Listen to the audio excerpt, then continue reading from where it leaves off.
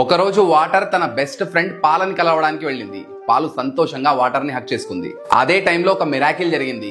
పాలతో కలిసిన నీటి ధర అమాంతంగా పెరిగిపోయింది. వాటర్ దీనికి షాక్ అయిపోయి, నేను మామూలు వాటర్నే కదా, నీతో కలవగానే నా విలువ ఎందుకింత పెరిగిపోయింది అని అడుగుతుంది. పాలు చిన్నగా నవ్వి అంటాయి, ఫ్రెండ్, నువ్వు నాతో కలిసినప్పుడు నీ రంగుని, నీ అస్తిత్వాన్ని వదులుకుంటావు, నీ ఒరిజినాలిటీని నా కోసం త్యాగం చేస్తావు. అందుకే నేను కూడా నీతో పాటు నా ఫ్రెండ్షిప్ ని నిలబెట్టుకుంటాను, నిన్ను కూడా నాతో కలుపుకొని నీ వాల్యూని అమాంతంగా పెంచేస్తాను అంటాయి. ఇది విన్న వాటర్, నువ్వు నా కోసం ఇంత చేసినప్పుడు నేను కూడా నీ కోసం ఏదో ఒకటి చేయాలి.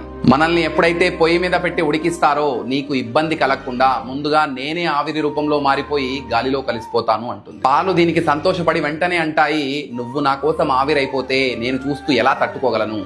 నేను కూడా పొంగి బయటికి వచ్చేస్తాను, మనల్ని విడదీయాలనుకుంటున్న మంటను ఆర్పేస్తాను అంటాయి. ఇది కదా అసలైన ఫ్రెండ్షిప్ అంటే, రిలేషన్షిప్ అంటే. ఒక పర్సన్ ఏదైనా అవతలి వాళ్ళ కోసం త్యాగం చేసినప్పుడు రెండో వాడు కూడా అవతలి వాళ్ళ కోసం ఏదైనా చేయడానికి ఎంత దూరమైనా వెళ్ళాలి, ఎంత కష్టమైనా పడాలి. మీ లైఫ్ లో కూడా ఇలాంటి ఫ్రెండ్ ఒకరు ఉంటే ఖచ్చితంగా ఎస్ అని కమెంట్ చేసి వాళ్ళతో ఈ రీల్ పక్కా షేర్ చేయండి.